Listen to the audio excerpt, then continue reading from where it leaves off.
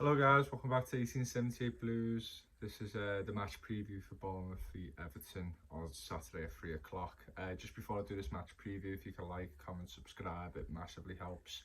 The past two videos have been unbelievable in terms of reaction to my videos, so it's been fantastic. So I've well past 350 subscribers now, so I'm absolutely buzzing. But let's get to this game. And I just want to say as well, apologise to everyone that I swore a lot in my last video. I didn't realise how much I swore till I watched it back. I did have to laugh at some of the comments people made, but yeah, I'll try and turn it down a bit. But that's just sometimes what comes out when you're not in the best of moods. But yeah, anyway, Bournemouth v Everton, yes, we just played them the other day, got knocked out of the cup 4-1. And it's a quick turnaround for Lampard. It's back to the ground. We go, and we might as well just got a hotel there and just stay there overnight or for a few nights and just soaked up the place, punished the players, and this is the place that you need to win now. You need to stay in this area, and you need to learn the history about Bournemouth and all this blah blah blah blah. Nah, I'm only joking, but yeah, it's a bit of a pain going. I mean, it's a big journey there, going all the way there and back, but listen, to get paid enough. It's going to be a tough game. It's obviously going to be a very two different sides to the game we saw on Wednesday night. Yeah, or Tuesday night, whatever the fuck. I've already swore. Whenever it was, Tuesday night, we have to. We're going to see two different sides. Sorry, so. Yeah, let's Bournemouth for 17th.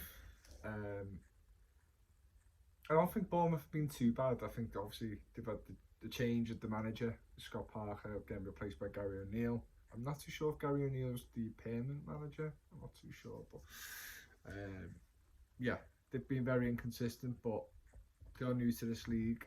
Some of these players have played in the Premier League before, so unless at home, it's just a small ground, of Vitality Stadium, but it's all closed in, it's boxed in, it's intimidating, it can be, and yes, you've got, like I said, it's a small crowd and whatnot, but they always seem tough to beat at home. I don't want to kind of make that a thing of every time we play away, because every team we can play, it's tough at their ground because our record is shocking. So yeah, we're still waiting on the news of Onana and Idrissa Gana. Dora Calvert-Lewin won't be fit for the game, I believe. Something that he's been playing with a discolorated. No, that's wrong. He's done his shoulder in basically. Not enough. I mean, he could do his fingernail in, and he'll be out for about 3 weeks. The guy's injury record in recent years has been horrific. So this is why every Evertonian was begging for a striker in the summer. We got Mopé in. Feel a bit sorry for him. Feel like he's a bit isolated. But sometimes when I see that you're isolated, I think you've got to take it upon yourself to try and make something happen. But he hasn't really been given the best of service at all. But yeah. It's a real hard one to judge based on what I can't really judge on what happened the other night. It was a completely different side. Well, not really. I mean, most of the side was different, and as Bournemouth's as well. But we've come back. We've lost 2-0 at Leicester at home, and I don't really want to think that we're in a relegation fight this year. I just want to put it to kind of an inconsistent bad start with quite a lot of fresh faces into the squad, and I want to think like that. But knowing what happened last season, you just don't know anymore with Everton. This could be a 6-pointer already, if you want to call it. I think especially when the World Cup is next week, which is absolutely bonkers to say.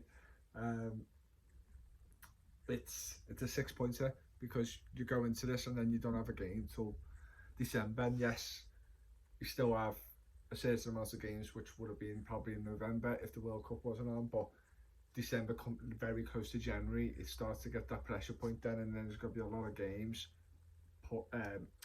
squeezed in till January, till May, basically. So it makes the task ever so more difficult if we lose this game. A draw I would be happy with, but at the same time we need to start picking up a few more wins just so we can feel a little bit better just before the World Cup. And we didn't do that against Leicester, and this is an opportunity to get something, and I'm hoping it is a win, of course.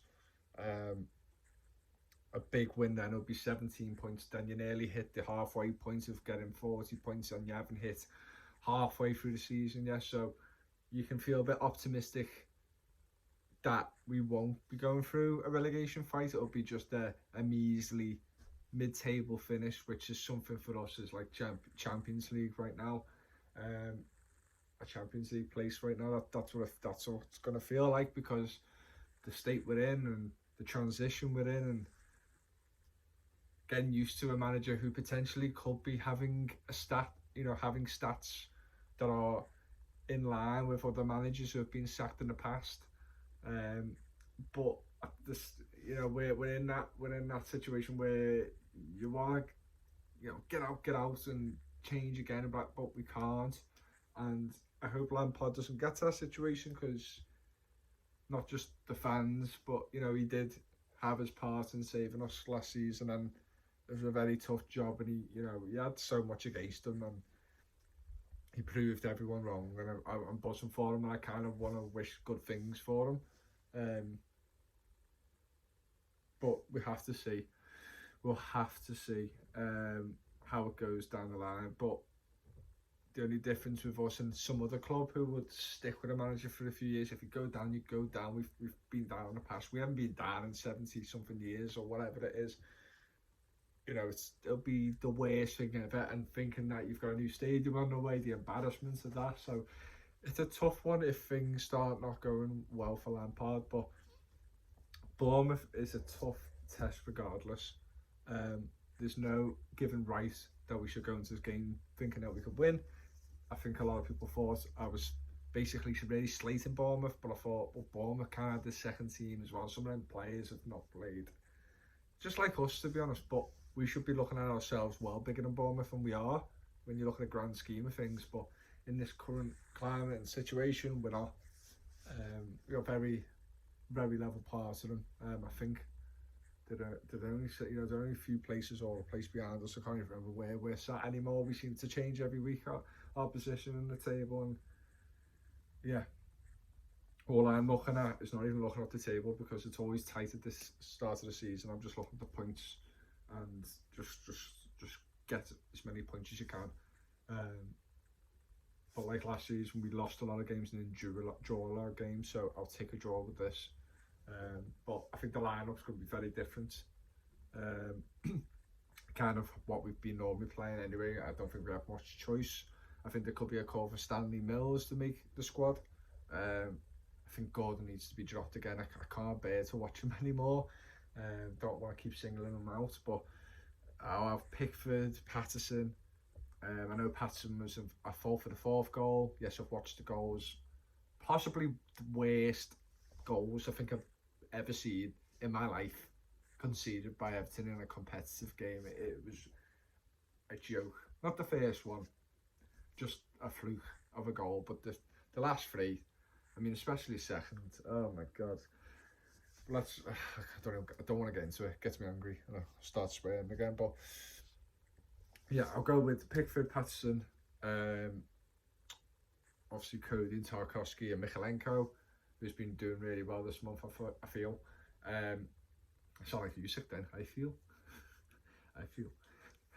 And then the midfield. It just depends on injuries, but Garner's not me. Everyone keeps calling Garner as a starter. I watch Garner and I don't really know what he does, and he doesn't really seem to be doing anything when he's on the pitch. He's barely visible. So, but I'll throw him in if other players are injured.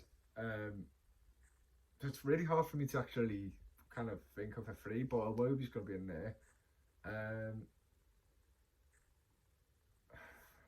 if they are injured, you're gonna have to put Decore and Garnet in, but it's just drab in it after what we just watched the other night. So and then you'll have a case of, oh god, you know what? I don't even, a Townsend dropped off massively, but I miss him.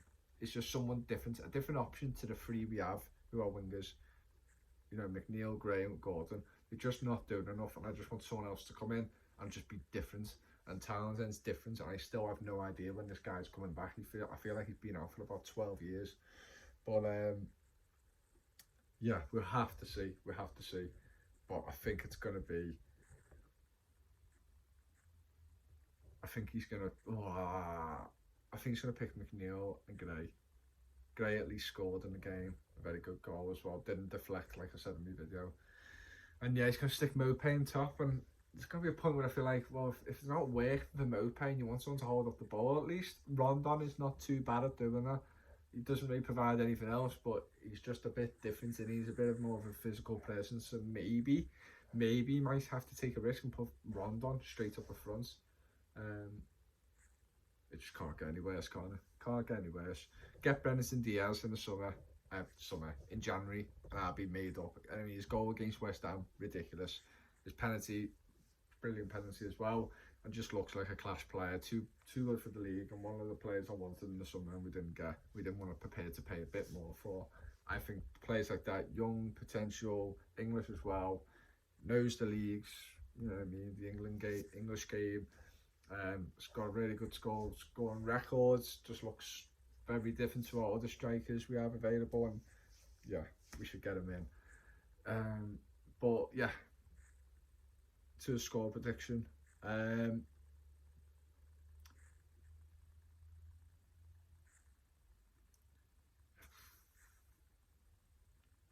I'm gonna think with my head. I think we're gonna lose again. I think it's gonna be 2-1. I think we're going to lose this 2-1. I don't want to go against my own team. A lot of people say that, but I'm being realistic here.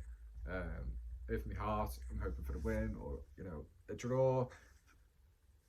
But, yeah, it's not very positive in the Everton camp right now and with the Everton supporters. And, yeah, I just can't see us picking up a point in this game. And I think we lose this and then everyone will be like, thank God for the World Cup. I can see it all now. And I think this will save Lampard, potentially, if there was anything that could hinder his job.